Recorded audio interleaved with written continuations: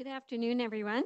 I'd like to welcome you to the Monday, May the 12th meeting of the regularly scheduled meeting of Council of the Municipality of Thames Centre. The time is 5 p.m. I call this meeting to order. I've been advised that a fourth bylaw has been added to this agenda for Council's consideration to appoint a tax collector. So moving on to item number 3, the approval of the agenda. Mover and a seconder that the May 12th, 2025 regularly scheduled meeting agenda be approved as amended. Moved by Deputy Mayor Smybert and seconded by Councillor Lockie. All in favor? Thank you. That carries. Any disclosure of pecuniary interest tonight? Seeing none, we'll move on for announcements. I personally don't have any, but I understand that there are 3 announcements from Deputy Mayor Smybert, Councillor Lockie, and Councillor Crockett. So Deputy Mayor Smybert. Thank you. I know I'm a week late, but last week was Clerk's week. And so I just wanted to extend congratulations and a thank you to our wonderful Clerks team for all of the hard work that they do. They directly support the work that we do on council. So again, hope you had a good week last week.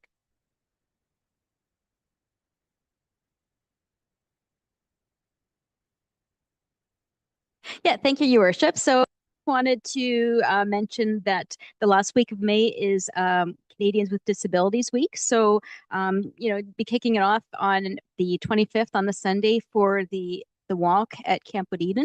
And I'm going to be doing it with Kale and Glue's team. And I encourage everybody to come out for that. And then at our next council meeting the following day, I encourage everybody to wear their red shirts in support of Canadians with disabilities.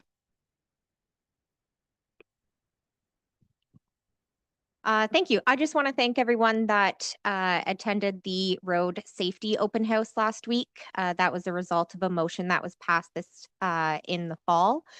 We had a good turnout with both vendors as well as residents that joined us, and we look forward to having a summary compiled so we can make some holistic changes for the betterment of road safety here in Thames Centre. And I'll just end with many of you have likely seen an increase in tractors and farm vehicles, but farmers are out planting. So if everyone could just be cautious on the roads. Thank you. Thank you. All right, so the next item on the agenda is a presentation from the Boys and Girls Club. So whenever you're ready, please go ahead.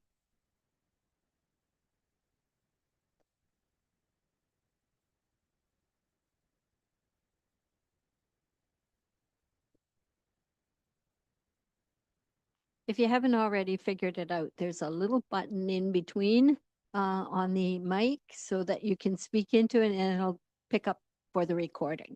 Perfect. Okay.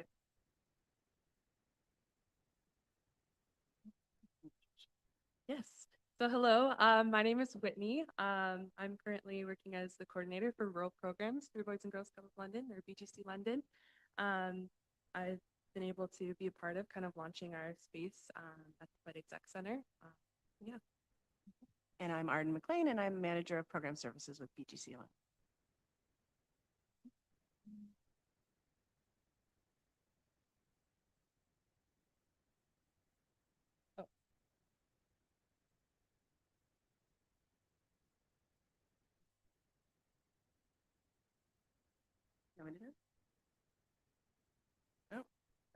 Oh, there we go. Technology. Yeah, so we started some programming in our new space at the Flight Exec Center back in October was the first time we ran programming. Since then, we've been able to engage 266 children and youth overall, which is a really exciting number for us. It's been through sport programming, through recreation, fun teaching activities, after school on weekends. So that's been really successful and exciting for us. A big part of what we've been doing currently is really looking at community needs and how we can assess community needs, meet those needs. So we started off by launching a program back in October called Discovery Labs, where we offered new programs each week to really get a sense of what type of programming youth were interested in being a part of, and how we can provide those to them more long term.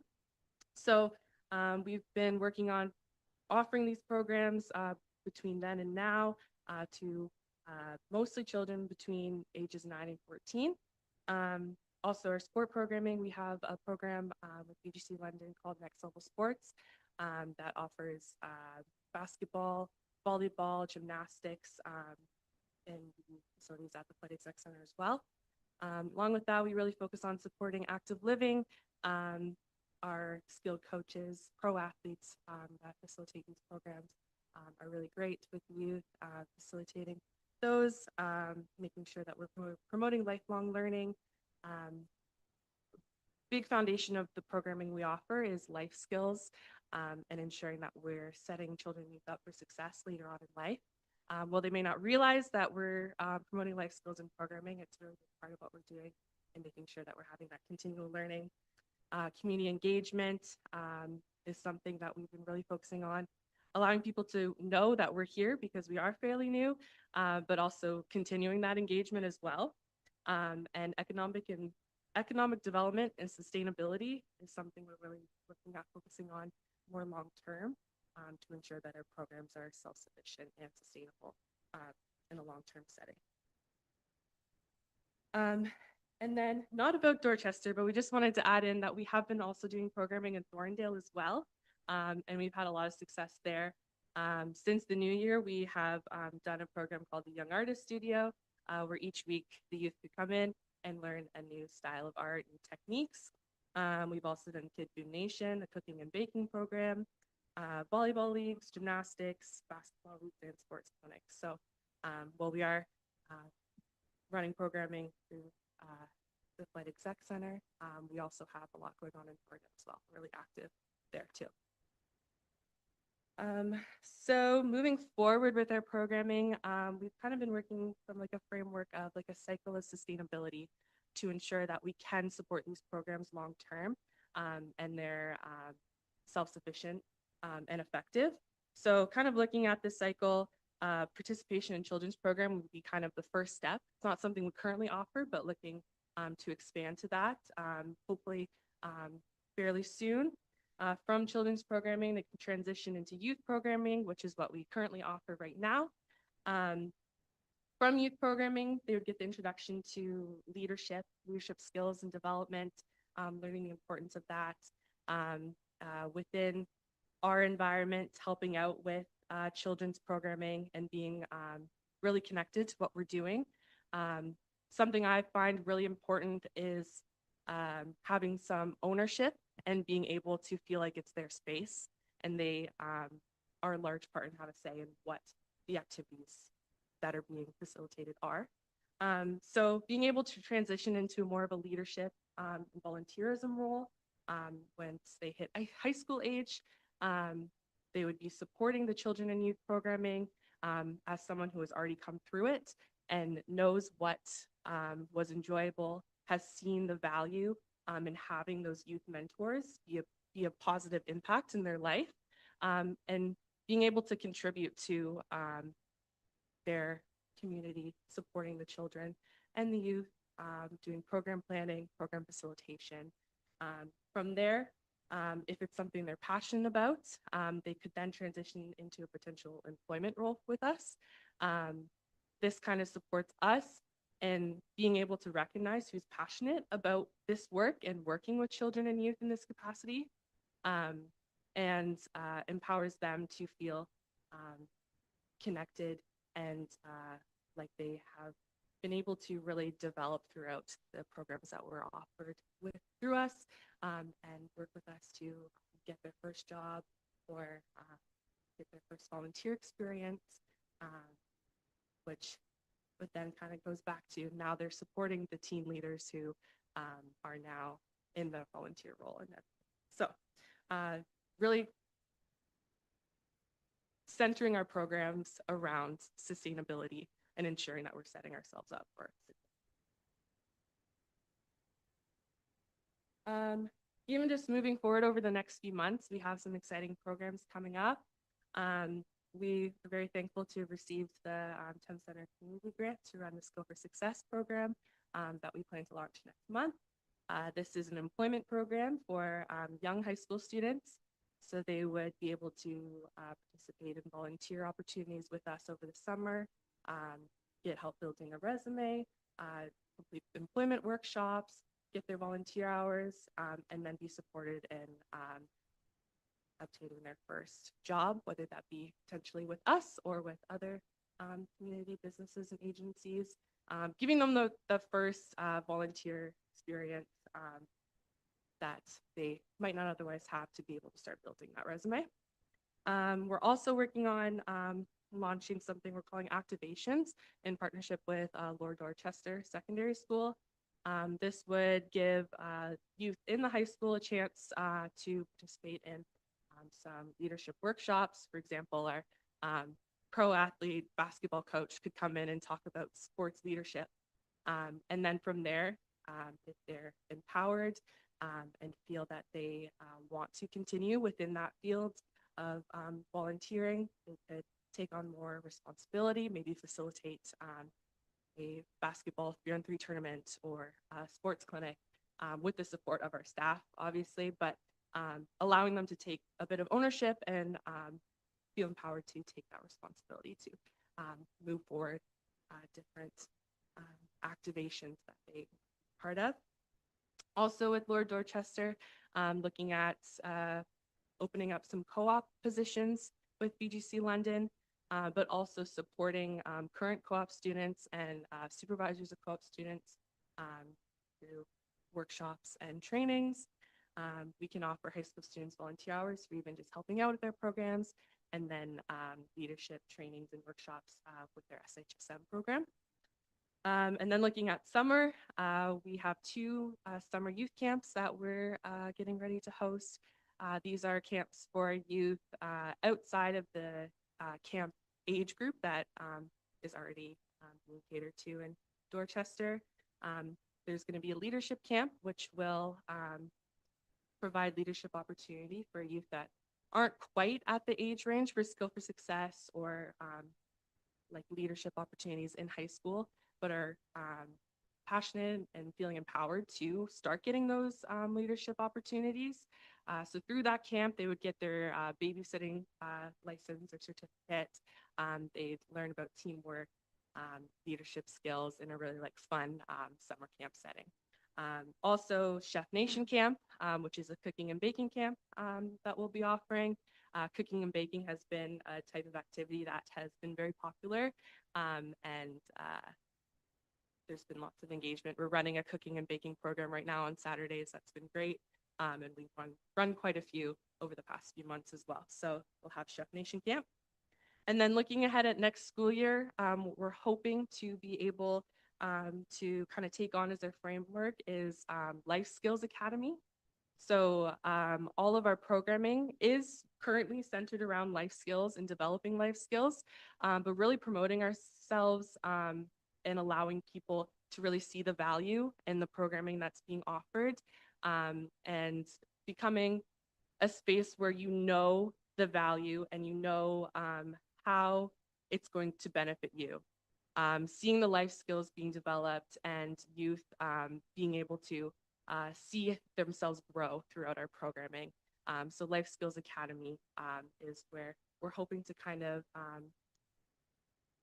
gear our attention towards, obviously still doing the recreation and fun activities, but centering how we plan our programming around life skills development, social emotional learning, and growing into successful adulthood.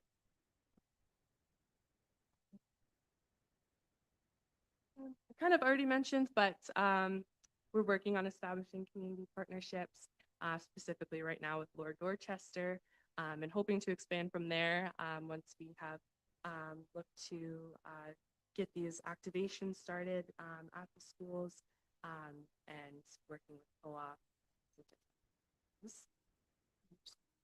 Yes, and into elementary schools would be our hope.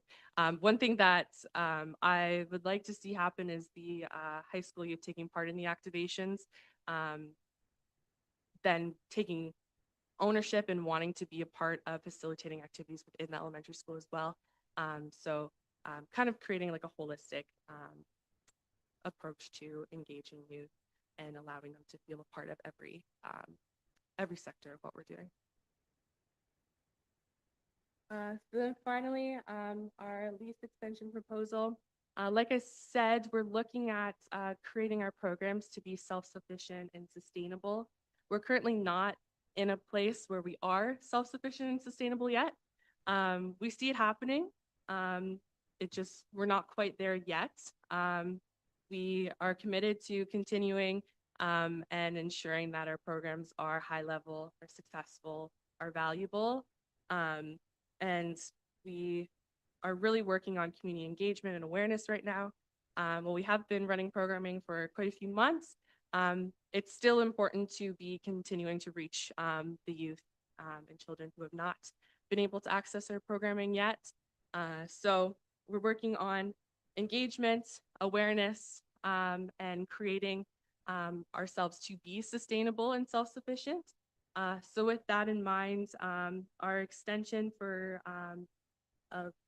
our proposal for a lease extension is for another 3 years, with the first year being no cost per square foot a month, just because at this time, like I said, we're not generating the revenue in order to support ourselves in paying a monthly fee for a space. But we do believe we can get there. We just need the time to really create the momentum that continue the momentum that we've currently been building. Then year 2, doing 49 cents per square foot, which would be $637 per month. And then year 3, 71 cents per square foot, so $923 per month. That's it. Sorry. Thanks very much for that presentation. What I'll do right now is just open it up to see if there are any questions from council while you're here. So Councillor Crockett and then Councillor Lockie. Go right ahead.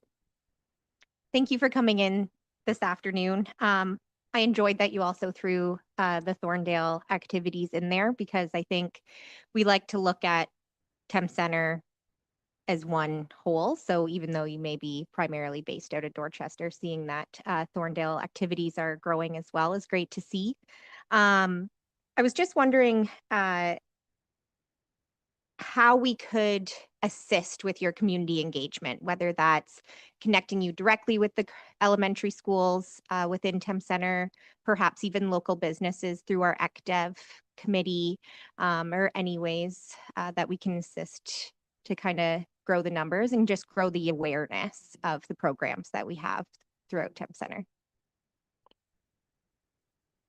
Go ahead. You go ahead. Yeah, any support is always really beneficial for us.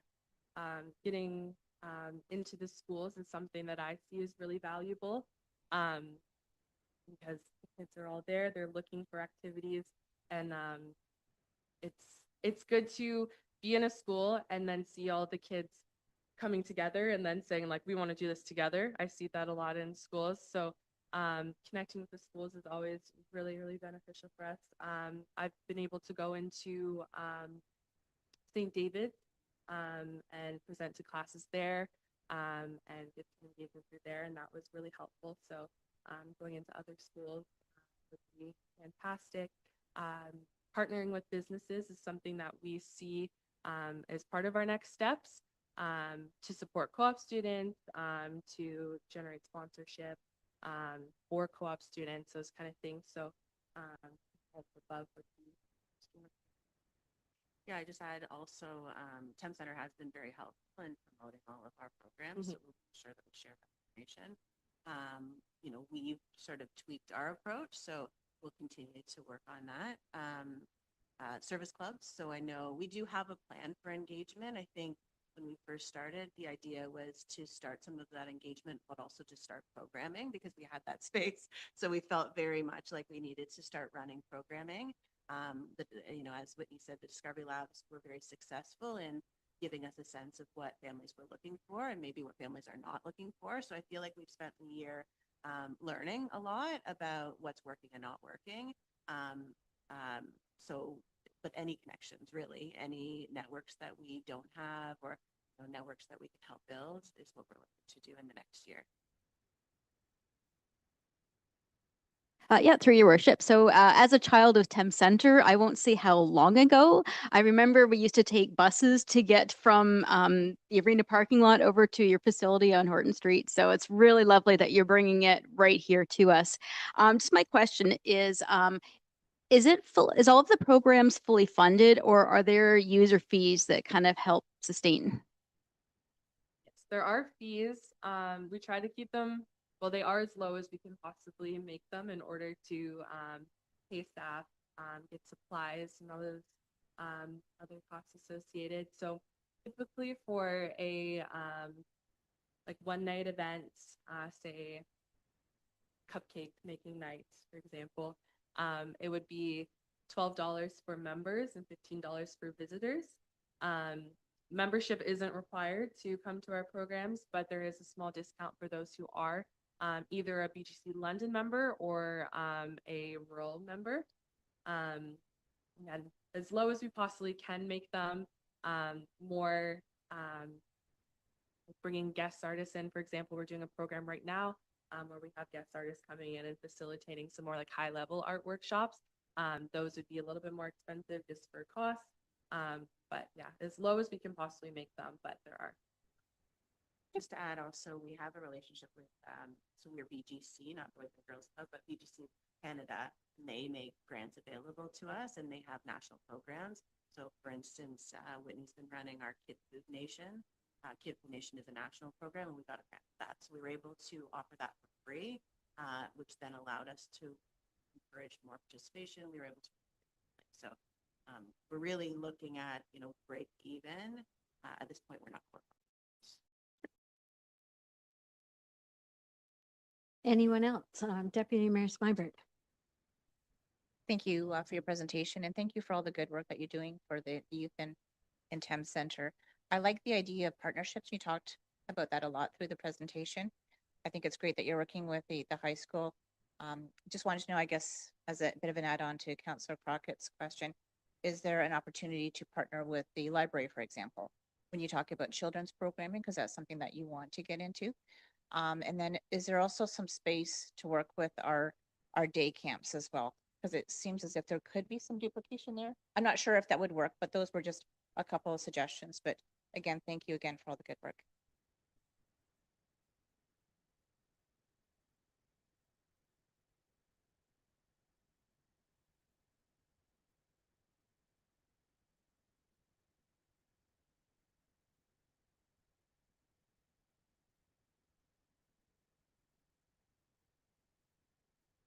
Sorry about that. Wondering if there was an opportunity to partner with Playground in order to even bring some free opportunities to complement your program in order to bring awareness. So those are the type of partnerships we're hoping to establish, and certainly working with the library would be we'd be open to that. I think the truth of it is, we have Whitney and a very small team of part-time staff to deliver on all of these programs. So we only have so much time to do the engagement that we know is required to run rural programs. And I can tell you, because I've been sort of here since the beginning of running programs in Thames Centre, that it's taken a long time even for Thorndale to get to know who we are. And we're just starting to see that Thorndale programs are filling faster than, let's say, Dorchester programs. And that's just really awareness.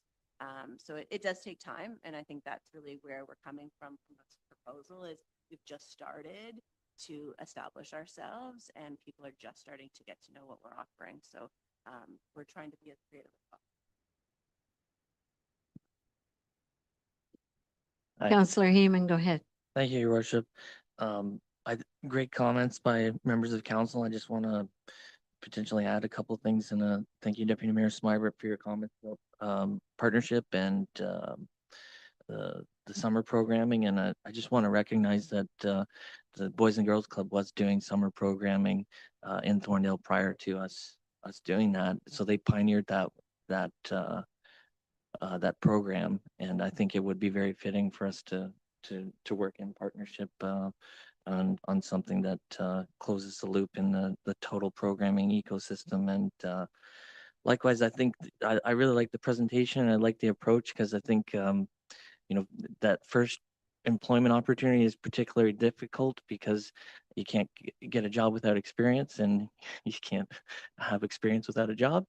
So I think you've identified a good opportunity there, and I wish you a lot of luck. And I think we need to support these types of activities, and we identified that in our strategic plan. And it's good to see that these things are developing, and we want to continue to support that partnership. Thanks, Councillor Heeman. Anything else from council? I just wanted to say that it was a great presentation, and you do great work around here. I was at one of the March break ones in Dorchester. Had lots of kids in there. So what's the average range? I'm sure I read this somewhere, but it's gone out of my mind. The average age range for the kids attending B&G? Currently, the age range we offer programming to is like ages 9 to 14. Typically we see more the ages like 9 to 12, not as much 13, 14, just because they're getting a little bit older. But yeah, mostly within that age range. So, and then just one other quick question. Over and above your grant funding or user fees and that sort of thing, are there other programs or other opportunities that you have for fundraising? Like is there community fundraising or general fundraising? Through the BGC London, we have a variety of funds that support our programs. And in terms of rural strategy, it really is, at this point, it's been fee for service. So it's been about, breaking even. However, we are looking at some programs. So Tom mentioned that we ran a day camp program that tends to be a revenue generator that will offset. So we are looking at bringing in some of those programs that would complement what you're doing, but would be the opportunity to then generate enough revenue to offset some of these other programs that we're running. So we're realizing that there are some challenges in terms of parents paying for certain services, and so we're trying to kind of work on a strategy. We may do some fundraising, but really we know that rurally there's a lot of service clubs and others that do fundraising, so we're kind of going to stay away from that at this point. Okay, well, thanks very much. If there are no other questions or comments from council, I'd like to thank you for your presentation and your attendance here this evening. And that at this point, I'd be looking for a mover and a seconder that the presentation by Whitney Brown, Montana Rideout, and Brett Gatt on behalf of the Boys and Girls Club be received for information. And I guess I should add Arden McLean too. A mover and a seconder. Moved by Councillor Lockie and seconded by Deputy Mayor Smyber. All in favor? That carries. Thank you very much. Thanks again for your attendance.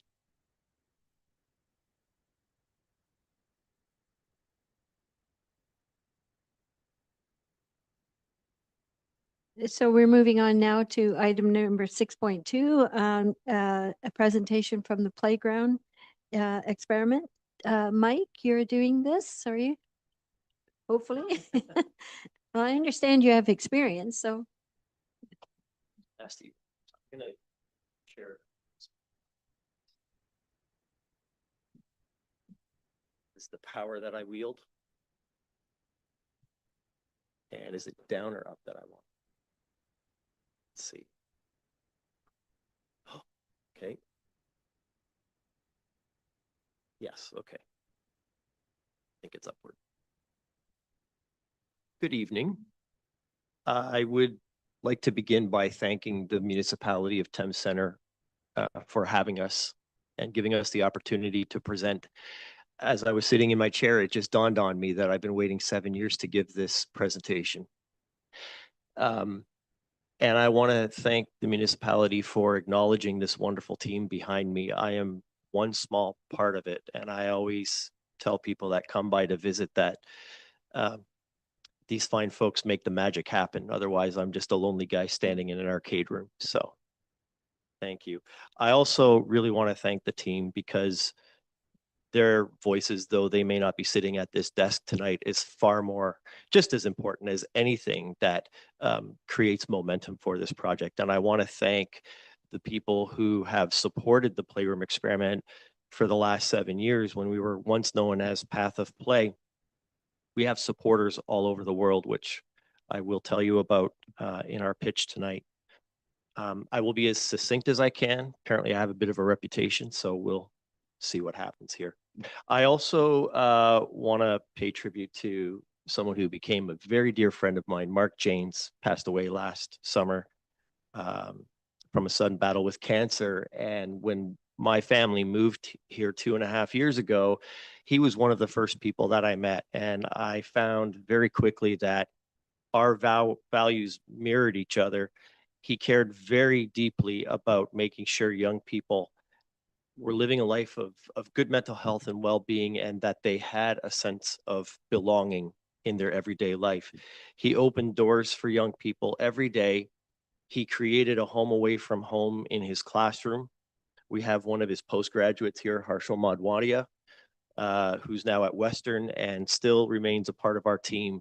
And I believe it's wholeheartedly because of Mark's leadership and what he provides to these kids in the robotics program. We commemorated Mark's memory with this image here. This was one of our first public events at River Heights, and we brought our Beatles pinball machine over, and he's there teaching young people how to play pinball. And we recreated this as an art piece in our room because that room probably wouldn't exist without him. And it was as much his vision as it is mine. So thank you, Mark. Now, I would like to begin. I do things a little bit unorthodox, and I would like to introduce you to a friend of mine. Apologize for the text. I'm not sure what has happened there. I don't know if an old version there, but that says hi there, and that's a purple cow. That's the truth. And that purple cow is there for a reason. If you were driving home from work past the fields and you look to the right or the left and you see a field of cows, you would for a moment say, wow, that's interesting. But eventually it becomes probably a little bit lackluster, a little bit uninteresting, because we've seen cows before, but we've never seen a purple cow. That is interesting. That is something worth talking about. And that derives from a book called The Purple Cow, written by Seth Godin. Seth is a marketing genius, and he pretty much was the creator of email marketing, telephone marketing. He has decades of experience.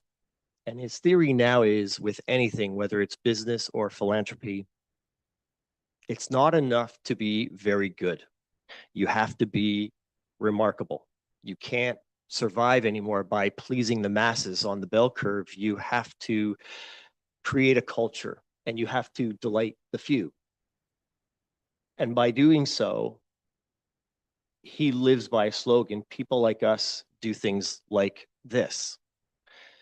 So you can't be a McDonald's anymore and build the please the masses. You have to be a Weber's Burger on the way to Muskoka, creating a culture. They don't advertise on your television, but people know what Weber's is when you're driving up to Muskoka. Or you could own a Kawasaki motorcycle or a Harley Davidson. You see somebody who owns a Harley Davidson, you know the culture, you know that they are a family. It's an experience. And that's what the Playroom Experiment is really trying to become. Much like this board game convention in Essen, Germany, it's called Essen Spiel. Over 230,000 people visit this convention every year now, but the first one had 34. Mail out invitation, that's how it began. And it has become another purple cow. So that's where we would like to go. And of course, numbers are associated with the idea of creating culture still. And I would be happy to share those numbers with you in terms of what we've been able to accomplish as a program here in the community of Thames Center. So these are the good numbers we'll talk about first. 233 student participants in our lunchtime gaming programs at Northdale and St. David. The first year that garnered just under 50% participation at St. David and 38%, roughly 39% at Northdale.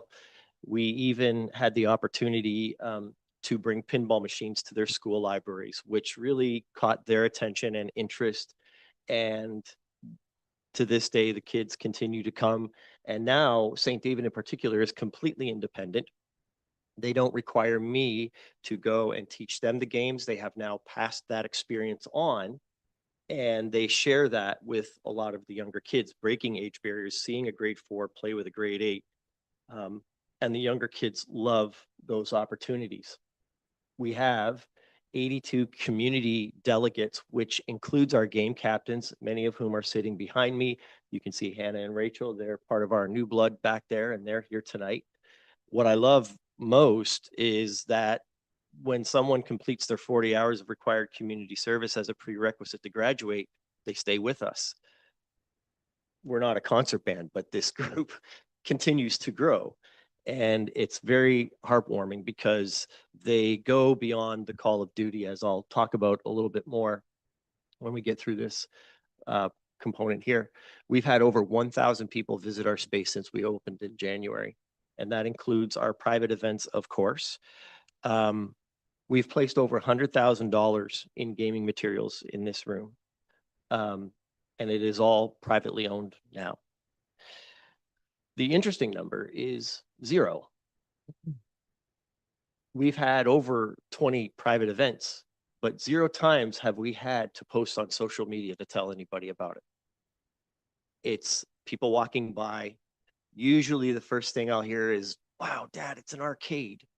But it's much more than that, of course. They see the front of the face of it. But word is getting around. Culture is building.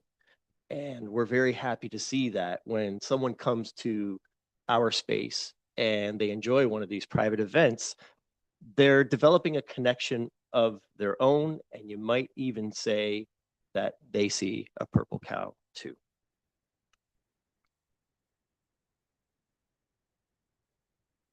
Now, these are the numbers that are a little bit more concerning.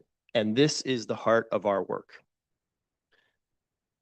I think most of us in here are familiar with student climate surveys. Every other year, students are asked to answer questions about how they feel. Are they doing well at school? They're very important questions. And a lot of students will take the time to fill these out to provide data and feedback on the questions that they're being asked. This particular survey is from 2019, pre-COVID, and it's from the Lambton Kent District School Board. Now, all of these school boards do it. Some are more forthcoming than others, and none are better than, or none do so more than this particular school board. These numbers you see here show how grade 4s and 6s are feeling versus grade 9 and 12. Are you happy with life? Do you feel a sense of belonging at school? And would you ask someone for help if you were experiencing emotional or mental distress? By the time they get to grade 12, those numbers drop by as much as 30%. And the most recent climate survey from this district showed that only 7% of grade 12s would ask for help at this stage.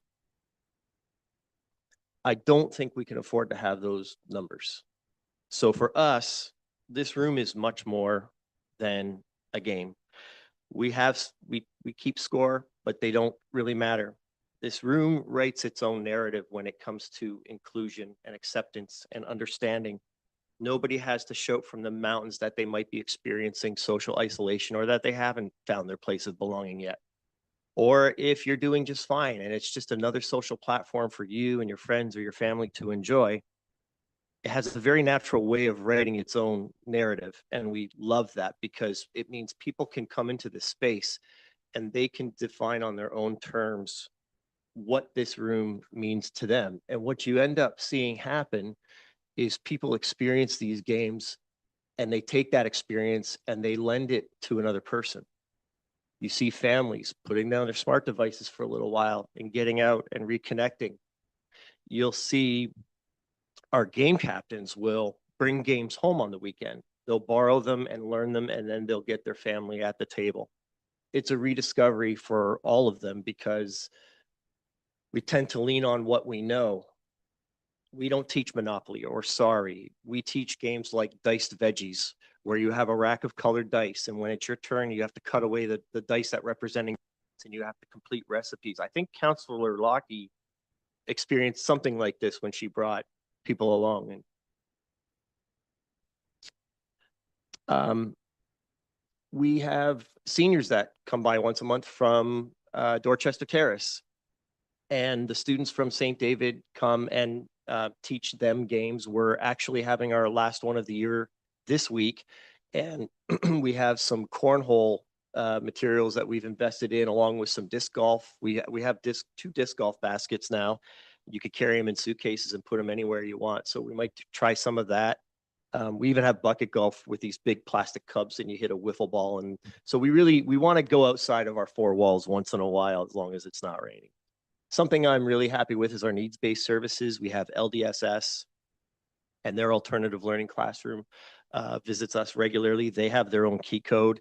Leanne Eddy, who's here somewhere in the back, we actually let her use the room for her therapy services with children. She has a number of credentials and offers a number of therapy services for young people on many different facets. We have a young man named Corbin.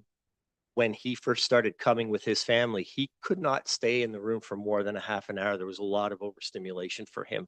So when he first started coming, I would put the pinball machine on wheels and roll it into the room beside us when we were in Smitty's lounge.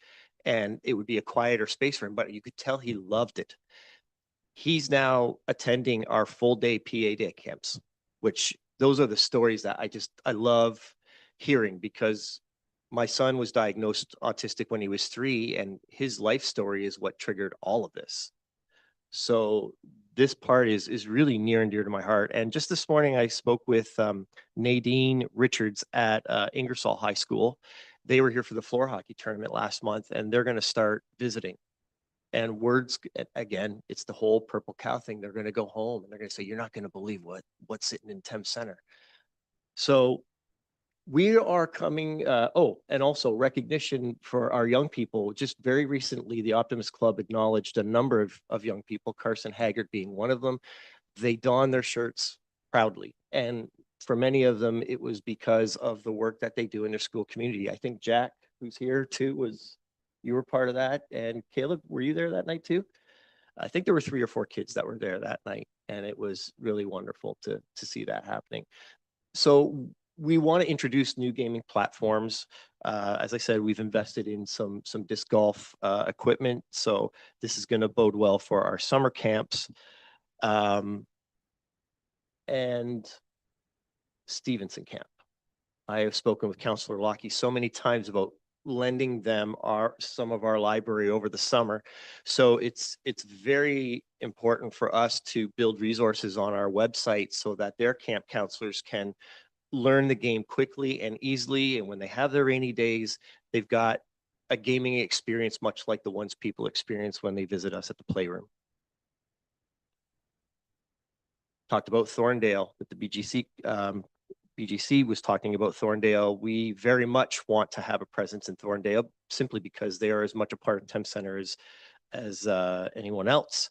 And we have been using the library here as a way for some families to rent out some games. We put about $2,000 of gaming gaming materials in the library when we earlier on in our earlier days.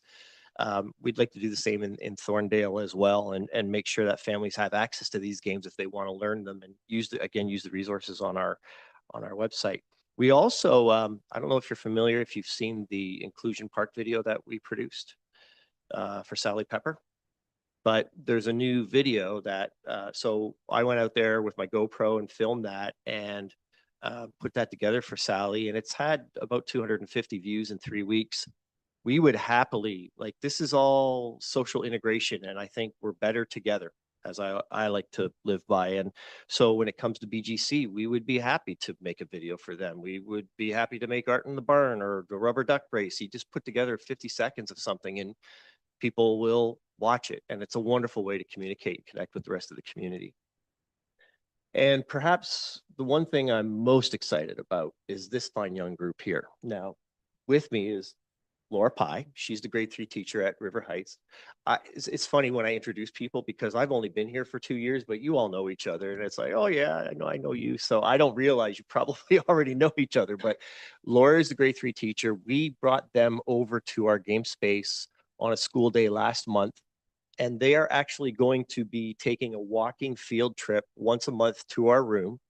Some of our volunteers will have been facilitating these days to get them going. But we are now building a game library in their classroom, and they're going to continue coming once a month. Laura's going to have her own keypad. She's going to come in. They're going to have a great time together, and they're going to strengthen their own ties within the classroom. Best behaved class I've ever seen in my entire life. Just a couple more photos. They're playing board games there. That's Battle Sheep. That's Ansel, right? Ansel, yeah. And he loves pinball. It was really, really a joy. So a couple examples of what they're going to be getting. We just gave them a couple copies of S'mores Galore. This was actually designed by a friend of mine in Toronto, and he's come down, offered to come down and visit one day to teach them more games. He's been actually a donor since day one, and he's a high school teacher, and he really wants to come down and help out. The other thing that we're going to start exploring this summer and in the fall are trading card games, one of which is Disney Lorcana. Now, by first glance, you might think it's a game for kids, but it's a game all from ages 8 all the way up to 50. Beautiful cards. It's a wonderful card game, really good for comprehension skills, math skills, also just a very popular intellectual property that kids and adults love alike. And of course, we have our Gamer Olympics event, which celebrates the spirit of gaming at the end of every school season, celebrates the connections that many of our students may not have made otherwise. I believe many would attest that they didn't know each other before this all began. And that is very encouraging to see that they're building those kind of relationships through the Playroom experiment. It's also May being Mental Health Awareness Month. It's a great way to use this platform. Next year, we're hoping to live stream it on YouTube and then package it. Sort of, some of you might remember Battle of the Network Stars with all the TV shows, and they would do the competitions. So we want to be able to package that and show these teams that we make up, and they compete in a series of events like shuffleboard bowling and all sorts of fun stuff. So if you can package that up into a half-hour show, it'd be good way to create awareness in the community, further awareness. Just some shots from Gamer Olympics here. We put this together in 5 weeks last year. We just did it on a whim. 48 kids came out from the 3 different schools, St. David, Northdale, and LDSS. It was just such a fun day. They all had names and jerseys and playing their pinball games. They were learning new board games. That's Point Salad, wonderful card game. This is my live stream studio. So this is some of my gear that I use, and we want to move this actually into our game space and start broadcasting live from our room. So we're going to set up about 6 or 7 cameras and do little mini Gamer Olympics live streams. And this is really, really important because it connects with people who don't live in this community. So something that we've done in the past, we have a really popular party game called Codenames. Some of you might have seen it in Indigo. I had created sort of like a game show version of it, and these people live all over North America playing live with me, and they would make their guesses and I would apply the sound effects and such. And the publisher of the game actually called me, and we consulted with them, and now you can actually use their website to play the game based on what we were doing in the live stream. They offered to sponsor it because if they didn't, they said they were going to have to ask me to stop doing it. So here's something else. Like, my background is broadcasting. I've been doing it for 25 years. This was a world record attempt. Wayne Tedder was on the Beatles pinball machine that's in our game space right now. So he played for just under 50 hours for setting a record for the longest time someone's played a single pinball machine. And while he was doing that, I was actually on my drum kit playing drumless tracks to popular music like The Who and Rush and all sorts of stuff. So people were watching live musical entertainment while he was doing it. It was pretty fun. So we like to do things like this. We want to start a show called Pinheads, where we take people who haven't played pinball for a really long time or have never played, and within 2 hours, we can make them better pinball players just by teaching them basic flipper skills. And I would respectfully submit that maybe council would be our first guests on the show. We've done 24-hour live streams, and this is where it really gets interesting, because that live stream was 5 years ago to raise money for the Beatles pinball machine that we have now. And we had donors from 7 different countries. And we still have some of those donors from Great Britain. We have my friend Will from Great Britain, Nipur in India, Jasmine in New Zealand, and we have about 4 or 5 people in California. They still donate. 80% of our recurring donors do not live in Thames Center because of our live streaming content. When we were raising money for the Lost Sockets, we actually ended up getting a donation from Arkansas out of the blue. And they do it because they believe in the story. So as nice as it is to talk about all the wonderful things it would do, or that we are doing, perhaps another question, and maybe more important, is what would happen if we weren't here? And to better explain that, I want to share a really important point in time as it pertains to the timeline of the Playroom experiment. What you're looking at here is a picture of a community hub at a high school in Waldesburg. This is where I went to high school. That room was the music room that I studied in, and Dave Babbitt was my teacher. And they got a $1.8 million grant to convert it into a community hub. They didn't know what they were going to do with the community hub, but we ended up bringing games down to the alternative learning classroom because we had learned they were selling soup at lunchtime, trying to raise money for a Nintendo Switch. And we had money in the bank. So 3 days later, I loaded up the car with board games and the Switch that they were looking for. And we took a nice photo, and they said, we should start the Playroom experiment in this community hub. And it wasn't until 4 days before we were launching the program that someone on the school board, to this day, I don't know who it was, but it was not ideal to bring into the fold because it would be too hard to micromanage from a distance. And that $1.8 million room has sat empty for almost 3 years.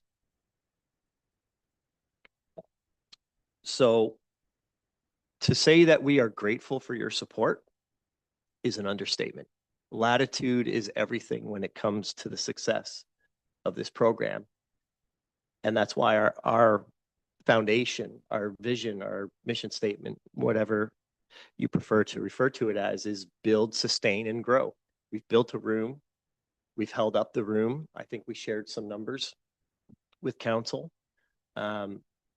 We've had tremendous success given the short time period. And now we would really like to grow and get across the finish line in such a way that this can become something that trailblazes, something that catches the attention of other smaller communities. Families are reconnecting. The moments that we're capturing in here are just incredible. I wish I had the energy to always be taking pictures, because all you ever see when you come in here are smiling faces. Every small community knows the value of social services like your swimming pools, athletics, senior centers. They're vital to small communities. Usually these have to be subsidized with tax dollars, and rightfully so. But we have 38% of young people on average who they don't play sports, and families are looking for better ways to connect. And what we do, we're starting to find now that it is in fact serving every single person, if every single person wanted to come in to this space, there would be something for them to enjoy. And so really what this is all about is planting seeds, getting in front of something, being able to deal with those student climate surveys numbers before it gets so bad that it becomes irreversible. We don't go to Walmart and buy a stalk of corn and shove it in the ground. We plant the seeds, we dig, we water, we fertilize, we do all that stuff to make it turn into something beautiful over time. Hockey players, if they start at 3, you can see how they evolve over the years of learning and skating. That's how I look at mental health. And that's, to me, what the room stands for, that when someone sees it, no matter what age they are, or what walk in life they take, they know they are welcome without consequence. So we're here to ask tonight if we can present a business plan that would involve expanding into the mezzanine upstairs while maintaining the space we're in now.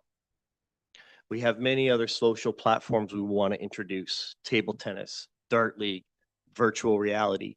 Seniors can use virtual reality for 3D painting. Kids can play Angry Birds. You can play ping pong. There's storybooks in terms of virtual reality experiences. You can play Tetris in space. Lots of opportunities when it comes to virtual reality. In speaking with Mrs. Granger at River Heights, something that's really important to her is having a sensory-friendly space for young people on the spectrum. I get the impression that teachers are really struggling when it comes to giving kids on the spectrum, kids who are autistic or living with any other kind of special need, an adequate, safe space where they can function and find themselves, a place where they don't always have to come to our world. And I want to create a space for them where they feel like we're coming to theirs. And she would be a wonderful asset, a wonderful person to work with when it comes to developing that aspect of the playroom. We could have special events, a big Super Bowl party. We could have e-gaming. We could have events like griddles and games, and work with service clubs. If Kinsman Club wants to host a breakfast, you get the kids who have graduated from the BGC program taking the chef program, and all of a sudden they're part of something where they're helping their service clubs, and young people are getting a better understanding of why these service clubs are so important. I reached out to Mike Murray the other day and I said, how would you guys like to help with the license for something like a tacos and trivia night? They could just come, license, we could help them, and they can then take those proceeds and help another community branch any way they see fit. So we have a lot of ideas, and as far as revenue sources are concerned, there are many of those as well. The business plan that I want to produce and present to you involves a partnership. I think it's better than paying a rent. I think there's revenue that could come in that you could do very well with, whether it means helping to expand grants, whatever the case. It does require an investment on startup capital, but we don't have to be an annual requirement for tax dollars. We can become very much self-sustainable.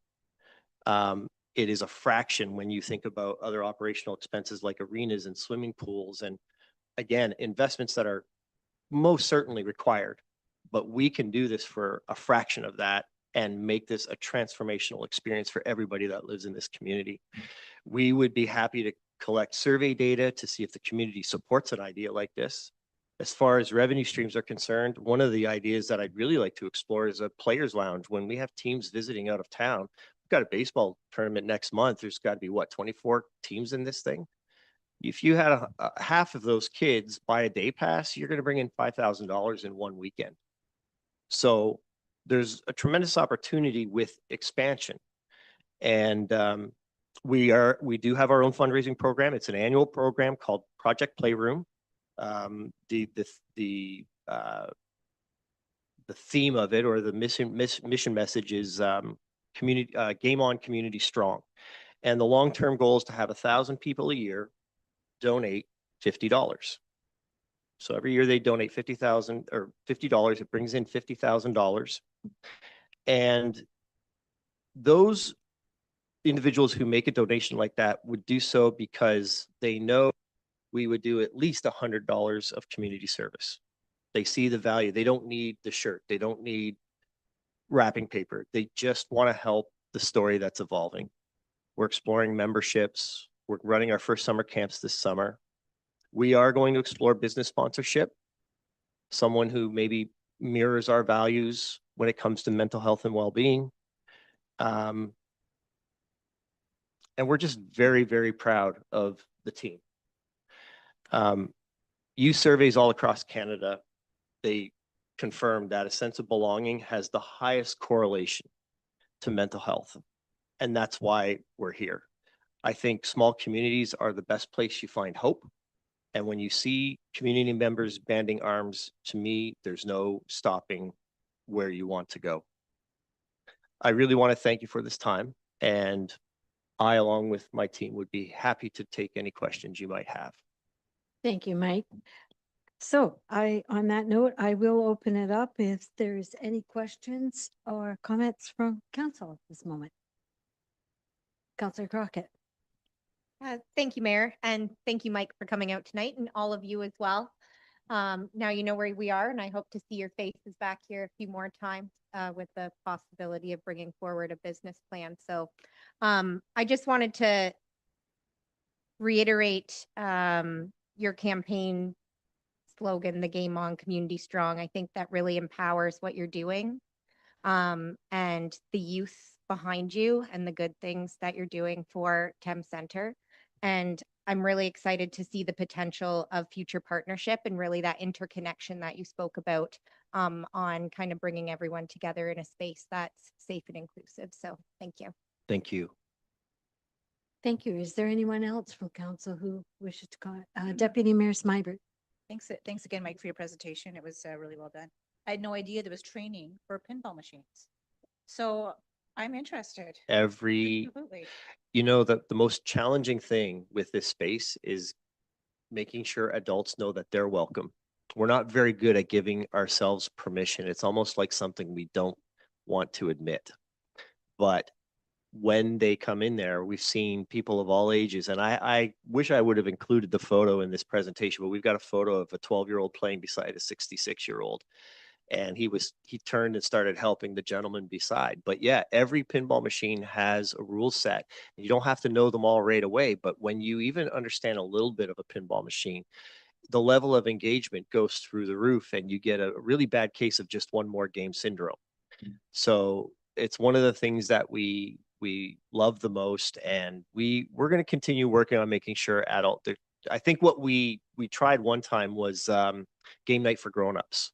Sometimes we just need a break, and I think we've got to get back to that. So that's something that I think that's sort of like the tacos and trivia thing when I reached out to Mr. Murray. So that's great. And I think on a more serious note, when it comes to mental health, I think anything that we can do as a community to help those youth and even adults kind of face that challenge and overcome it, I think we should do what we can to support that people like that. And so what you're doing is like lots of great work, and we're all about trying to create that inclusive community as well. That's part of our strategic plan. So I think our values do align with the work that you're doing. So thanks again for all your good work, and thank you, team.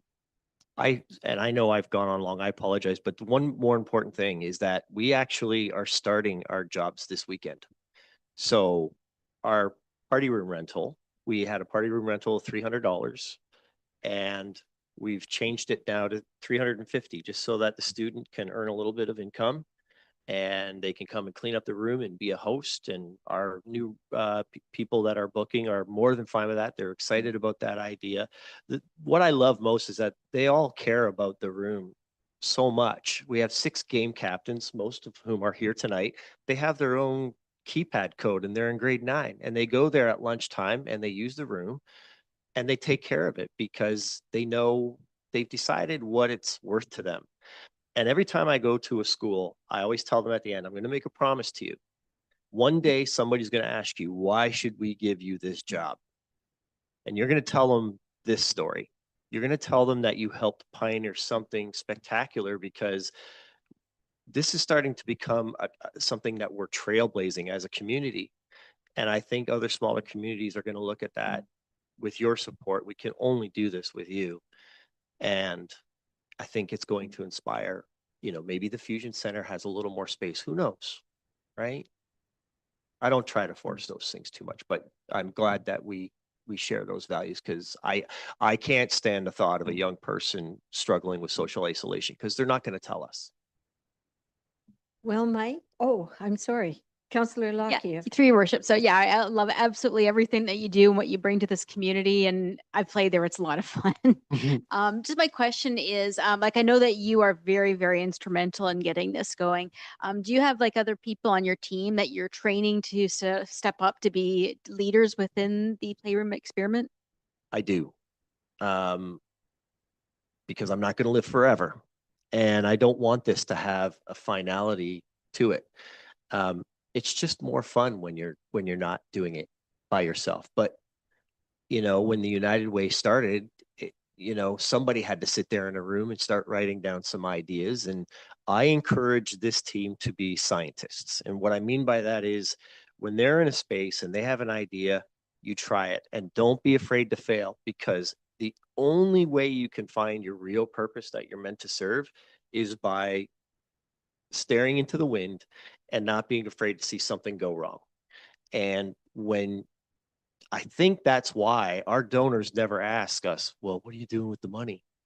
They just see the pictures, and they see a moment in time captured all, like, every day.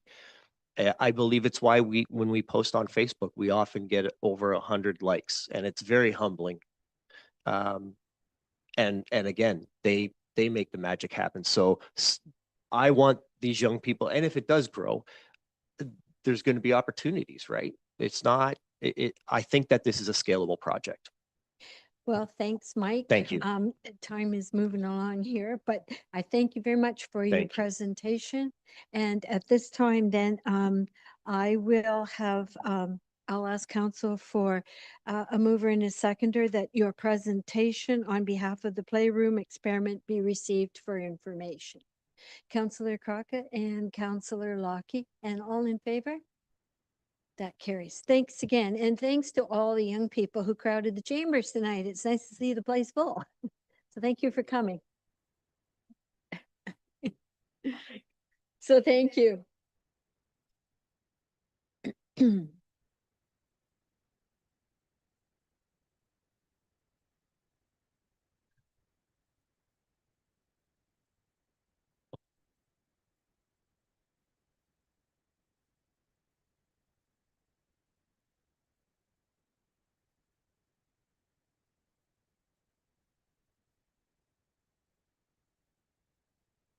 Okay, council, then we'll be moving on to item number 7, the approval of the previous minutes. So a mover and a seconder that the minutes of the regular meeting of council held on April the 28th, 2025 be approved as circulated. Deputy Mayor Smybert and Councillor Heeman. All in favor? That carries. Thank you. Item number 8, the consent agenda. Items listed under the consent agenda are received for information in one motion. Council members may request that one or more items be separated for further action. So unless there is someone wanting, Councillor Crockett. Yes, we can pull 8.2. 8.2. 8.2. So in that particular case, I wonder if there's nothing else, receive 8.1, 8.3, 4, 5, 6, and 7. I think that's and 8. Deputy Mayor Smybert, Councillor Heeman, all in favor? Okay, that carries. Okay, Councillor Crockett. Thank you, Mayor. I just wanted to bring this letter to the forefront. I know that we've been waiting a long time for a response regarding the West Nice Area Public School submission. And I think it's great that we received a response. But it certainly doesn't provide solutions or rectify the issue that we're highlighting. Nor does it provide timelines for the expansion projects mentioned. So I just wanted to ensure that staff and our relationship, say with Arlene, Morel, and with the Minister of Education continues, since I think more and more school-related issues and asks will be coming down the pipe in future years. So. Thank you, Councillor Crockett. I appreciate the comments. Anyone else? Councillor Heeman? All right. Thank you, Your Worship, and thank you, Councillor Crockett, for bringing this forward. And let's just say we might have a difference of an opinion as to the urgency of the expansion, and I think we'll continue to be persistent in our advocacy. So, thank you. Deputy Mayor Smyber, did you want to comment? I was just going to say that we have an opportunity to provide some AMO delegation topics. So this might be one of them that we might want to do. Thank you. So on that basis, You can just receive it as well as a separate motion.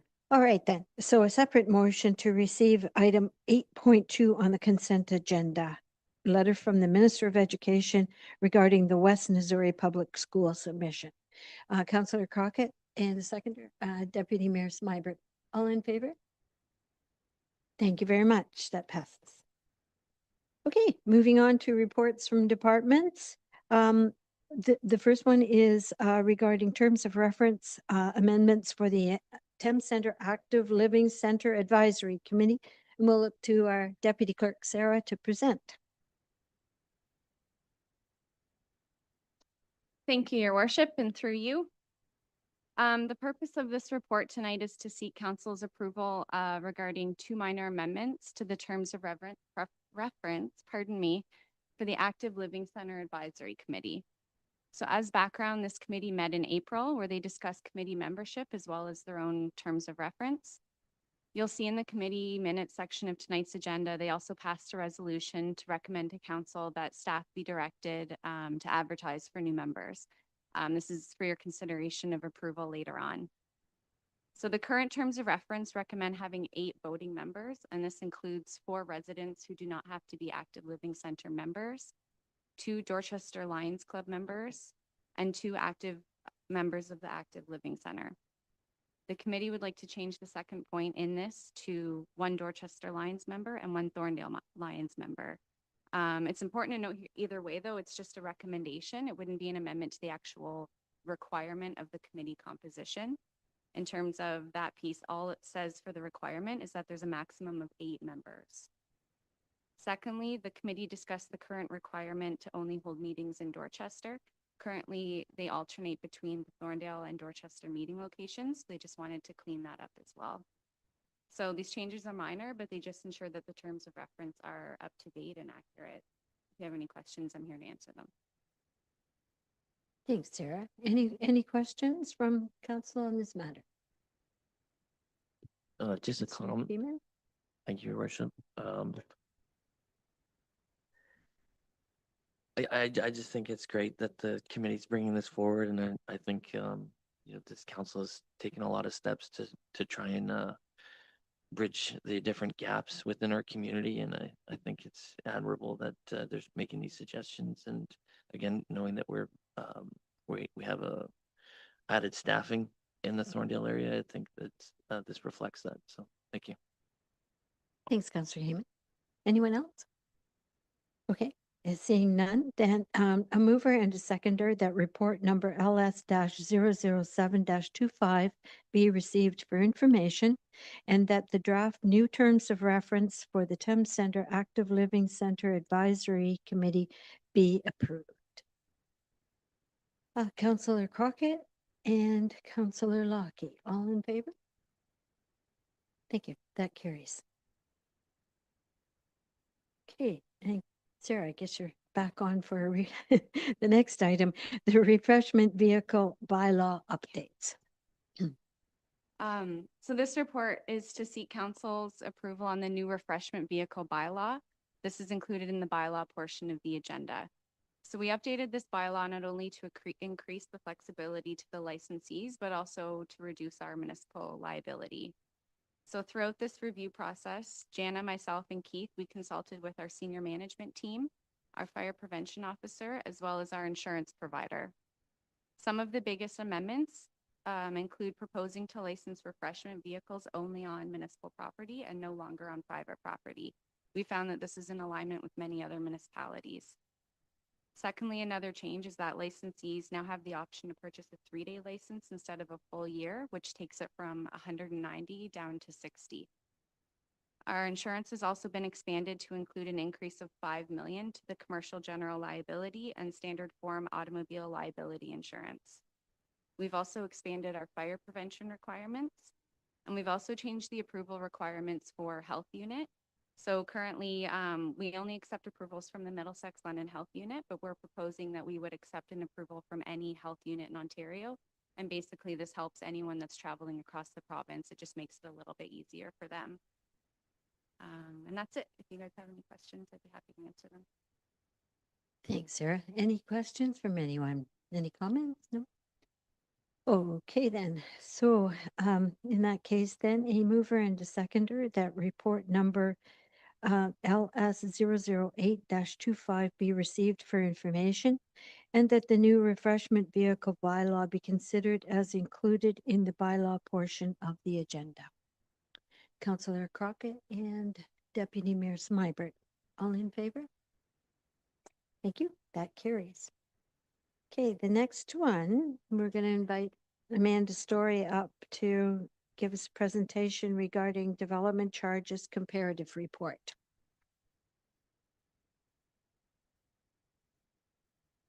Thank you.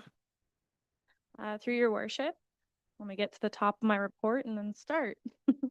I have a report PDS 023-25 to be received for information. The report compares development charges, DCs for the municipality of Thames Centre and surrounding municipalities as requested as part of a discussion at a previous council meeting. The background of this report is that DCs provide for the recovery of growth-related capital expenditures from new developments, and the DCA, the Development Charge Act, is the statutory basis for recovering these charges. The municipalities' DCs are collections are reserved in 8 separate reserve funds: services related to a highway, fire protection services, indoor recreation services, outdoor recreation services, library services, waste diversion, water services, and wastewater services. I want to add that the next section of the report mentions legislation, and a release came out today from the Minister of Municipal Affairs and Housing, proposing 20 initiatives through Bill 17. The next section, like I said, is subject to change due to this proposed bill, which is Protect Ontario by Building Faster and Smarter Act. The bill mentions exemptions, development charges being collected upon occupancy, development standardization, use it or lose it DC policy, and support for priority infrastructure projects tied to development. As of today, May 12, 2025, Bill 17 has been ordered for a second reading. Comparing development charges and background studies, growth projections, capital projects, levels of services across municipalities can be challenging due to diverse circumstances that shape each community's planning approach. Development charges are determined based on factors unique to the municipality, including population trends, geographic characteristics, existing infrastructure capacity, servicing constraints, and servicing categories. In Thames Centre, the highest costing DC funded projects that were listed, I did mention water and wastewater, but roads is also is the highest out of that report. So just kind of a correction there. Any questions on this report? I'm happy to answer. Thanks, Amanda. Questions? Councillor Crockett.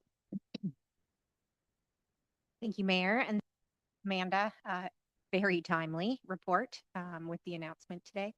I have a couple questions.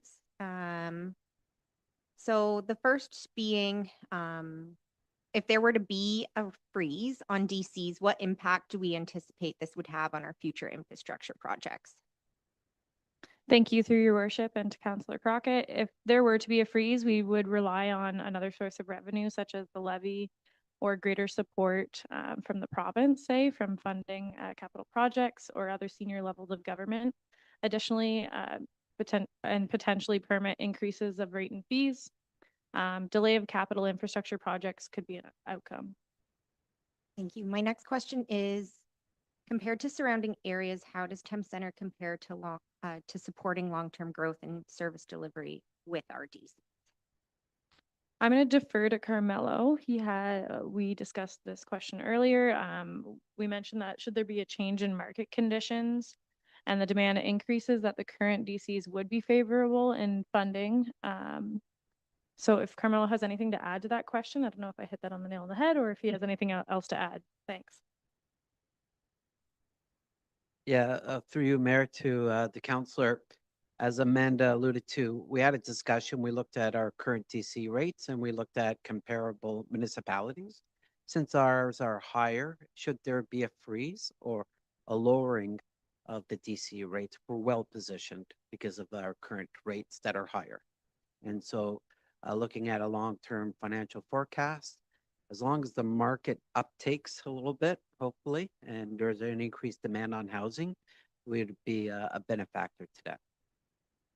Perfect, thank you. And my final question kind of pertains to us having a higher DC rate than our neighbors. Do we receive regular feedback from stakeholders regarding our DCs? Kind of good, bad, in the middle? I would say since the phase-in and after the COVID era per se, there's always been feedback on DCs affecting the home sales and the pricing.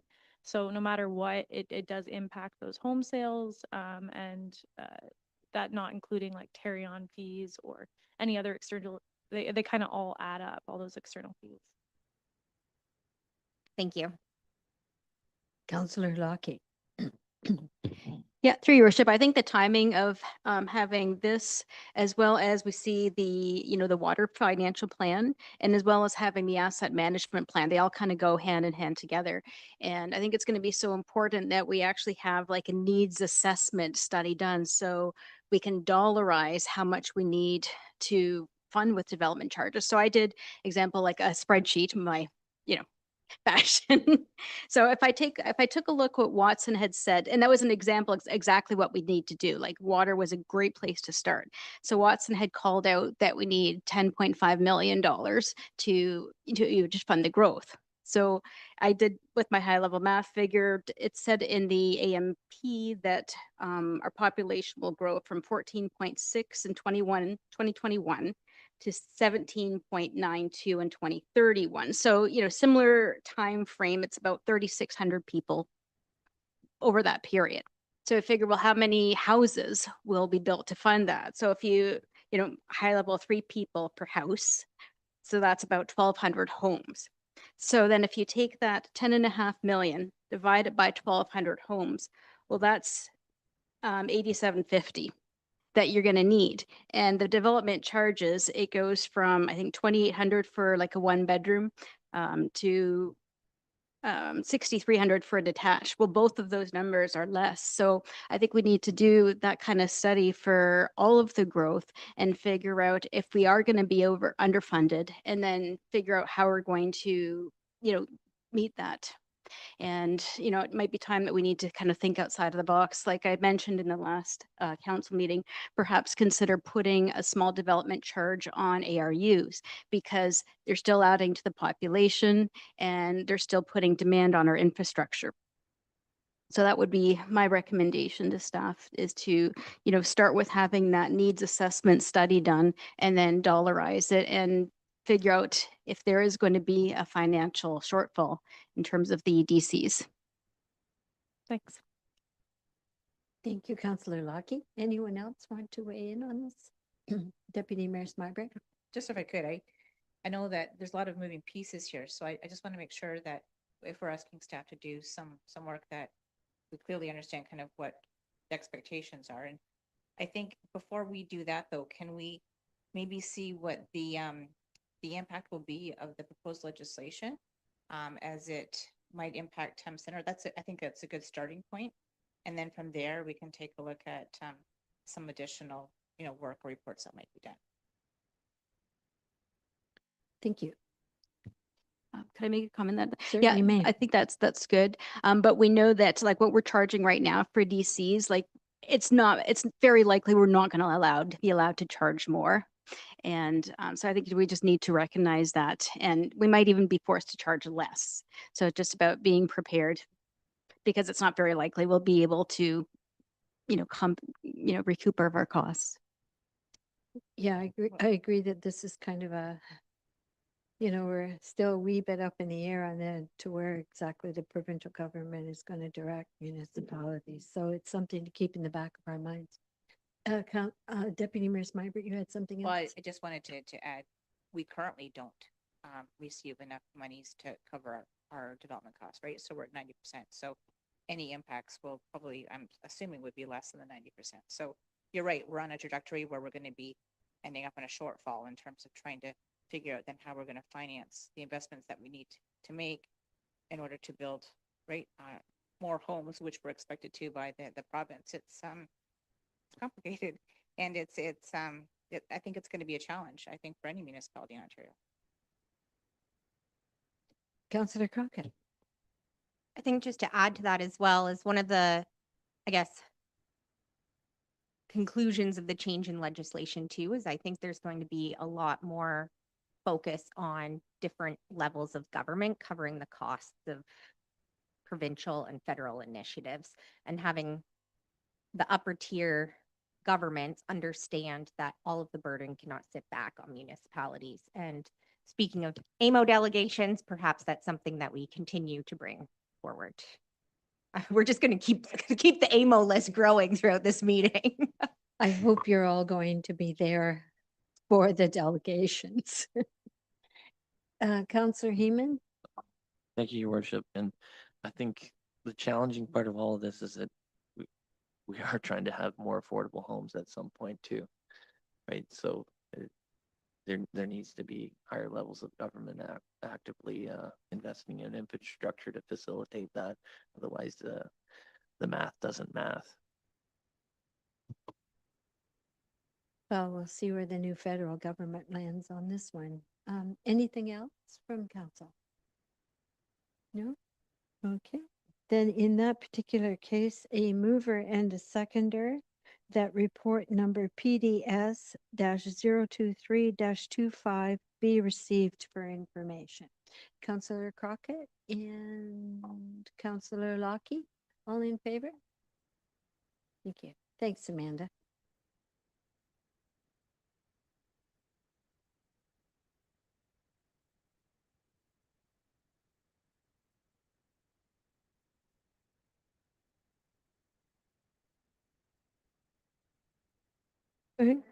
Okay, so the next presentation is the Municipality of Thames Centre Water Ontario Regulation 453/07 Financial Plan, Director of Public Works. Whenever you're ready. Thank you. Okay, and I see Nancy online. Good evening, Nancy. Good evening.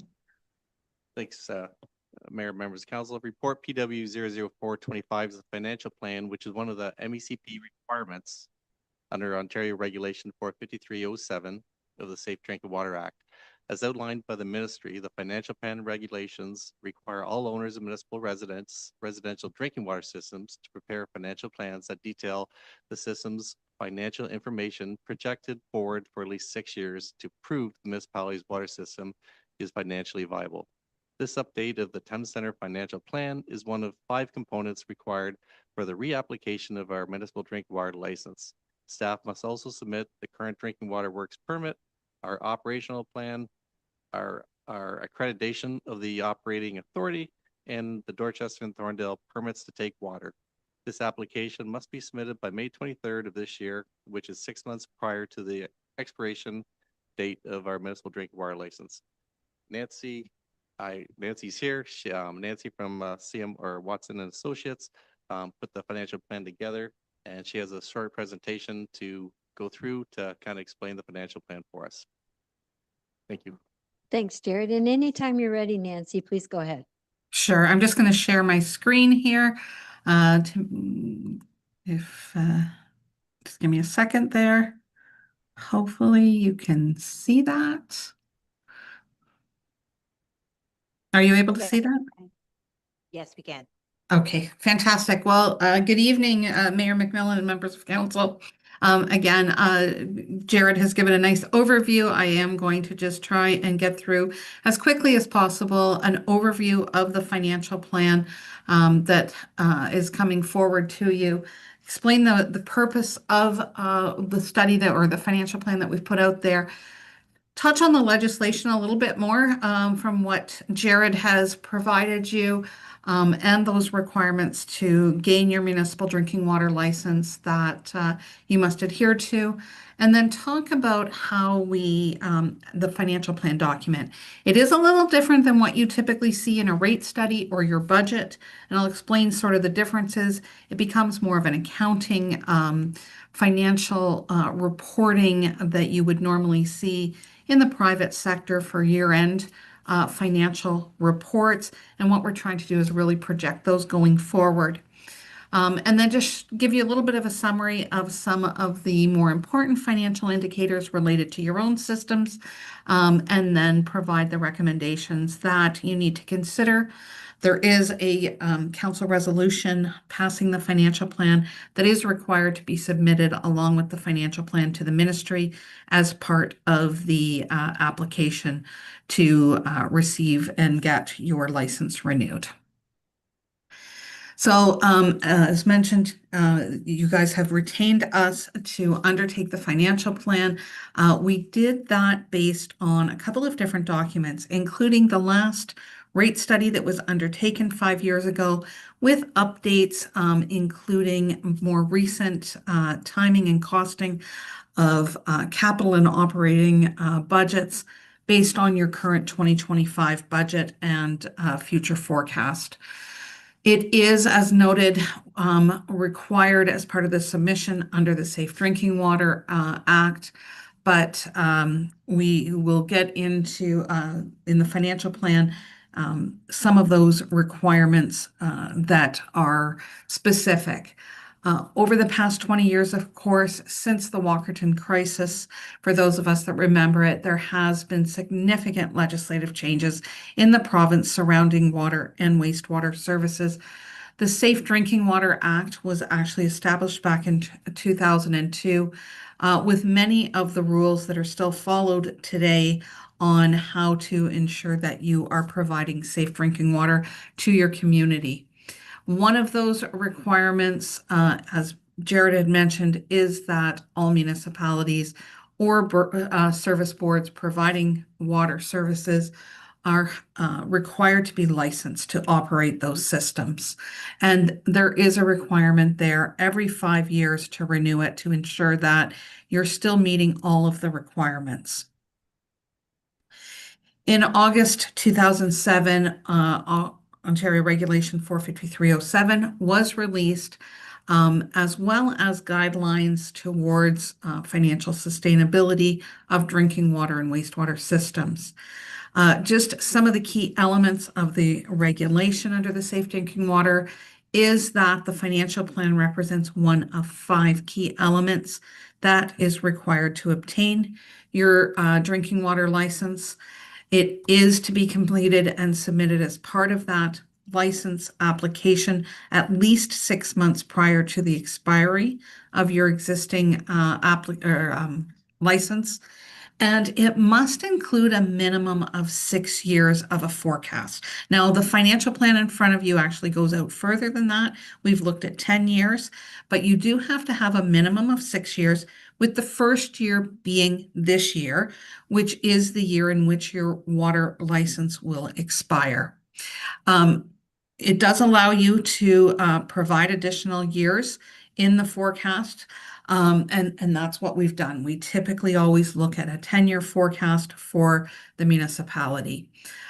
So understand as well, it's only a water financial plan. So as much as the legislation speaks to both water and wastewater, right now it's only mandatory that you undertake the water financial plan. It's encouraged for wastewater systems, but it's not something you need to submit at this point to get licensed to provide that wastewater system. As noted, there are 5 requirements. The financial plan is number 4 on that list. There is a drinking water works permit required, an operational plan, as well as accreditation of the municipality as that operating authority. And there's also a permit to take water that's needed. So those are the 5 key things that you need to continue to provide your and get your license. However, we're only focusing on number 4, the financial plan tonight. As noted, it's the part of the legislation to get that license renewal requires that council passes a resolution, and that resolution does need to be submitted with the financial plan. There are 4 main statements in the financial plan that are included. The statement of financial position really looks at where your financial assets, liabilities, net debt, and non-financial assets are, and where they're projected to be, the values of those going forward.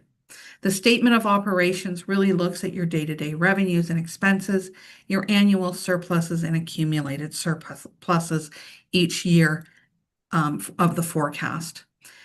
Your statement of cash flows look at both operating and capital, your investments, and any financial transactions that are planned. And then there is also information related to the replacement of any lead service pipes within any of the statements. Thames Centre does not have any lead pipes in your system. We've noted that in the notes to the financial plan, so there isn't a specific plan that is required to change those out as other municipalities may need, since you don't have that issue. The financial plan, once approved, does have to be made available upon request to anyone in the municipality without charge. It is to be made available on your website if you do maintain a website with water information on it. And you do have to provide notice of the availability of the approved plan once that is completed. A copy of the financial plan must be submitted to the Ministry of Municipal Affairs and Housing as well. Further requirements include information for areas specific to some of the ins and outs of your financial plan that I've mentioned. Also, where you have 2 or more systems, which you do, you have the Dorchester and the Thorndale system. The legislation does allow you to combine those for budgeting purposes and the financial plan and submit one financial plan for both as a combined system of water that you provide to your residents. It does have to be prepared for any new system separately. So if you were to add a 3rd system at that time, you wouldn't be able to combine the financial plan for that new system. There isn't one contemplated right now, so we are still just doing the combined for the 2 existing systems. And then information regarding additional information that may be required that is prescribed has been included. At any point, what is understood by the province is this is a living document. And as much as we have projected out forward over a 10-year forecast through your annual budget process, timing of projects may be moved to ensure that you're putting them in place in time. Obviously, costs get updated in the future. We have provided the financial plan in inflated dollars, but we've done estimates of what some of those inflationary impacts will be. And again, that is something that you will approve every year going forward based on the latest data that you have. to kind of understand some of the differences on how we have to report the financial plan. Again, it's a little different than what you see in a rate study or a budget, which is really done on a modified cash basis, where a financial plan for the financial statements is what is considered in accounting terms the full accrual basis that we need to report on. Some of the differences there is with the capital forecast, you don't just on a budget or rate study, typically budget only tangible capital assets or replacement of your infrastructure.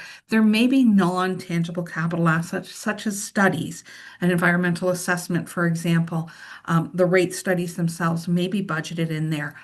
On the financial plan side of things, we can only include the tangible capital assets so we actually take any of those non-tangible capital assets and we reassign them as major operating expenses that are taking place. So it's just a little bit of a different classification there. As well, on your rate study or budget, we're always looking to life cycle or asset management. We're looking at future replacement value to make sure you're saving enough money up within your rate revenues to replace your assets, where the financial plan looks at historical costs. What did you actually pay for that water main to go in as 30 years ago? And there's amortization expenses then that write that down over time. However, you're not able to replace at that historic value or even at the current net book value of an asset, less the amortization to date. So there's a difference. That's probably one of the main differences with your budget versus your financial plan is how we value those tangible capital assets. Debt payments, we want to make sure, again, through your rates, that you can pay both principal and interest. On a financial plan, interest becomes an expense and principal becomes a debt reduction over time.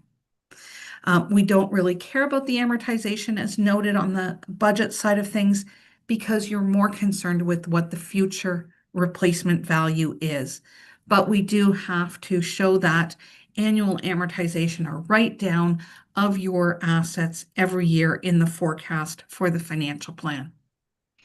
Reserve transfers on the cash side are identified as an expense.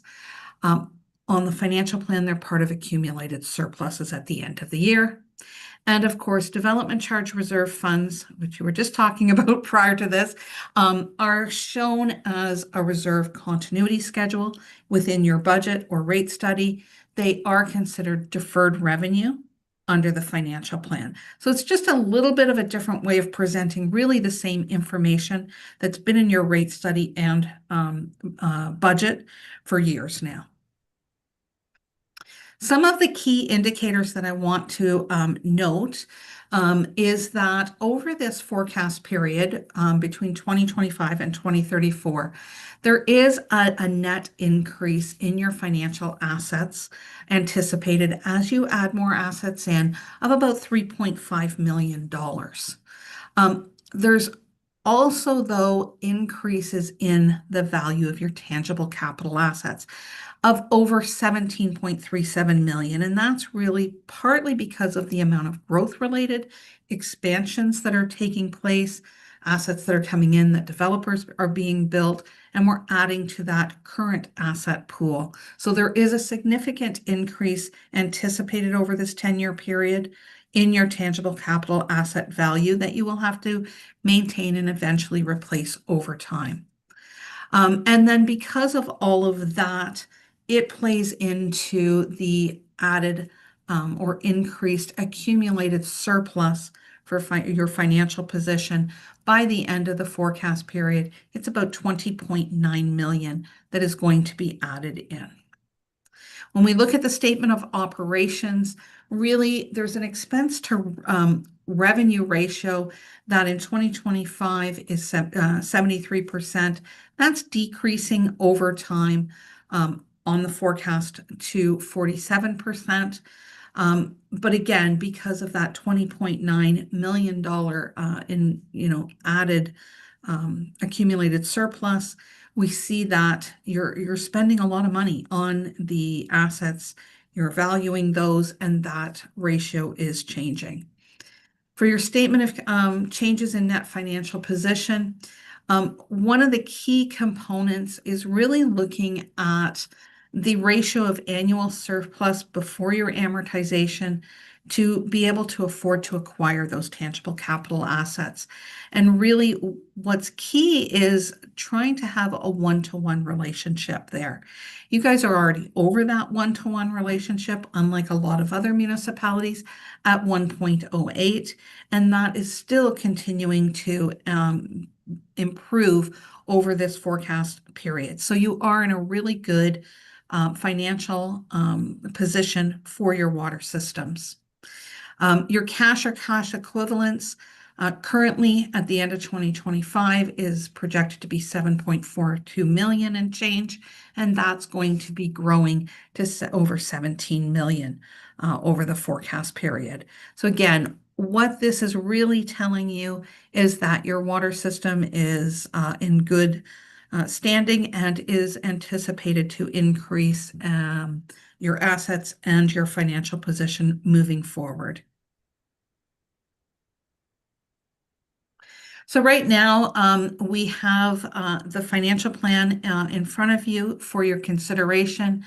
Again, you will have to make availability or notice of the availability of that and put it on your website.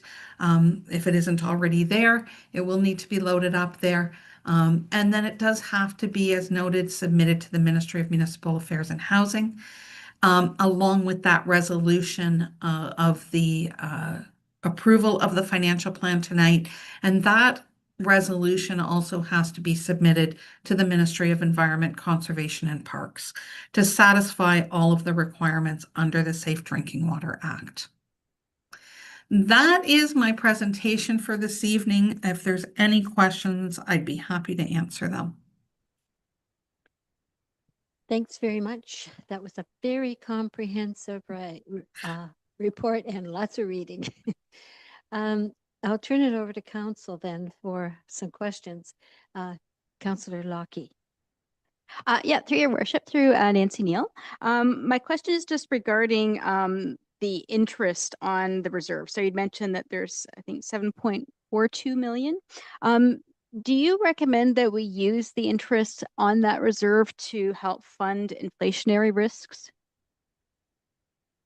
Certainly the interest on any reserve earnings will help to mitigate inflationary impacts that you may experience when going to replace capital, tangible capital assets. So if you're going to replace any part of your treatment facilities or your water mains, making sure that that interest earned is being used back into the system will help mitigate future rate increases that may otherwise be required. So certainly the use of that interest helps to fund everything that you need to pay for going forward. Thank you. I apologize, Carmel, that could create some work for you, but I think it's something that we should consider doing because I don't think we do that right now except for wastewater. So we may want to consider that for the next budget. Okay, anyone else with any questions or comments? Okay, the notation on my script here is, does council want to consider this item tonight or at the next meeting? Any thoughts on the matter? Do it tonight? Yeah. Okie dokie. In that case then, if there are no other questions of Nancy or Jared, a mover and a seconder that report number PW 004-25 be received for information, and that PWES 004-25 regarding the Thames Center Water Financial Plan prepared by Watson and Associates Economists Limited, dated May the 9th, 2025, and showing the drinking water systems to be financially viable be approved, and that notice of availability of the financial plan be advertised, and that the financial plan and the council resolution approving the financial plan be submitted to the Ministry of Municipal Affairs and Housing, and that the council resolution approving the financial plan be submitted to the Ministry of the Environment, Conservation and Parks, satisfying the requirements under the Safe Drinking Water Act. A mover and a seconder. Moved by Councillor Lockie and seconded by Councillor Heeman. All in favor? That carries. Thanks very much, Nancy, for your appearance here tonight. You're welcome. Have a good evening. You too. Thanks, Jared. Okay, number 10, reports of departments. Items listed under reports of committees are approved by council in one motion. Council members may request that one or more items be separated for further action. So unless that's the case, a mover and a seconder that reports of committees agenda item 10.1 be adopted as presented. Councillor Heeman and seconded by Councillor Lockie. All in favor? That carries. Thank you.